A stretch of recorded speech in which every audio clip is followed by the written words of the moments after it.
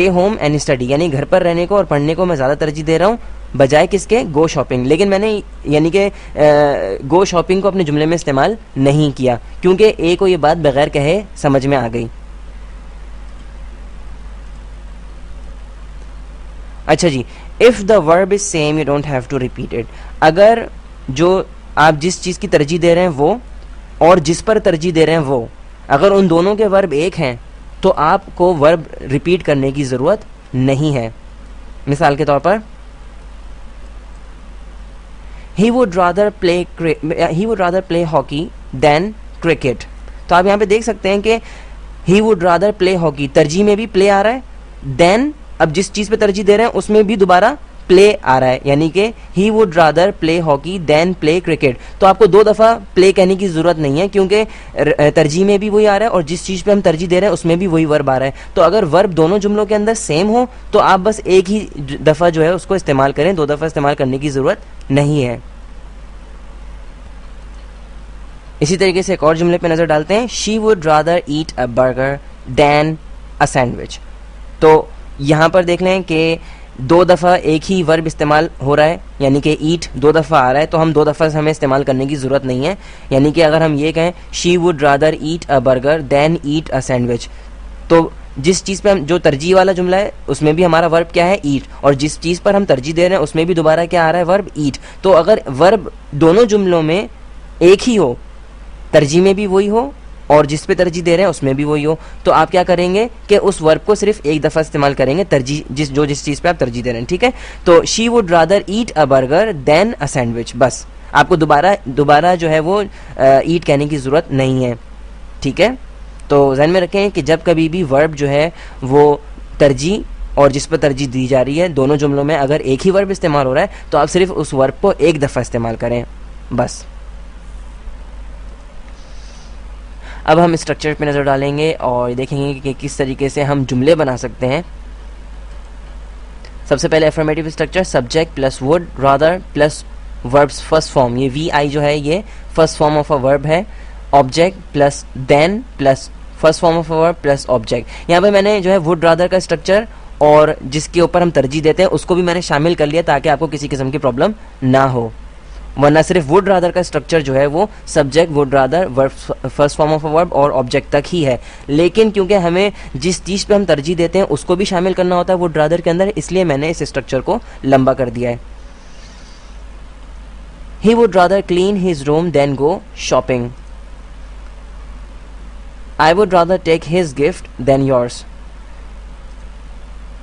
Negative structure पे अब नजर डालेंगे, subject plus would rather plus not plus first form of a verb plus object plus then plus first form of a verb plus object.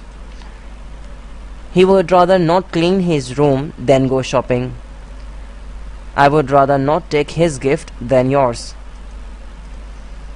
Interrogative यानी कि सवालिया, would plus subject plus rather plus first form of a verb plus object plus then plus first form of a verb plus object. Would he rather clean his room than go shopping? Would you rather take his gift than mine? अच्छा जी, we always use first form of a verb in both parts of a sentence. जैसे कि मैंने आपको, अब हम ये देखते हैं कि वर्ब के ऊपर थोड़ी सी हम नज़र डालते हैं कि हम दोनों पार्ट जो हैं, दोनों जो हिस्से हैं जुमले के, यानी कि जिसमें हम तरजीह बता रहे हैं और जिस पर हम तरजीह बता रहे हैं, ठीक है, दोनों के अंदर फर्स्ट फॉर्म ऑफ वर्ब जो है वो इस्तेमाल होगी।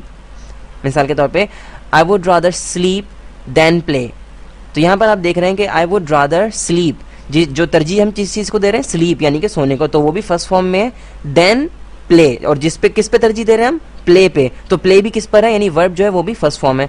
तो जो तरजीह दे रहे हैं आप वो भी फर्स्ट फॉर्म में आएगी और जिस चीज़ पे तरजीह दे रहे हैं वो भी फर्स्ट फॉर्म में आएगी। बाज़ लोग अपनी ग्रामर चलाते हैं तो उनका हाल ये होता है, आई would rather sleep than playing, तो देख लें कि आई वुड रादर स्लीप, ये यहाँ तक तो जुमला सही है, लेकिन देन के बाद आपने जो ये प्लेइंग कर दिया ये चीज़ गलत है।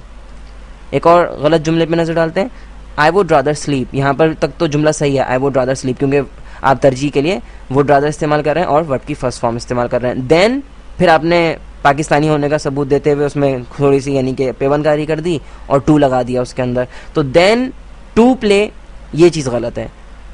स्ट्रक्चर में टू नहीं आएगा, सिर्फ देन के बाद डायरेक्ट वर्ब की फर्स्ट फॉर्म आएगी।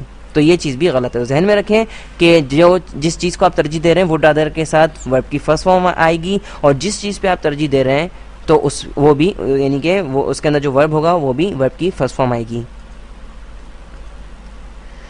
अब हम कुछ कॉन्ट्रैक्शन पे नज़र डालेंगे वुड रादर की। He would is equal to he'd, यानी कि प्रोनाउंसिएशन भी तब्दील हो जाएगी, अदायगी भी तब्दील हो जाएगी। ही वुड किस में चेंज हो जाएगा? हीड में।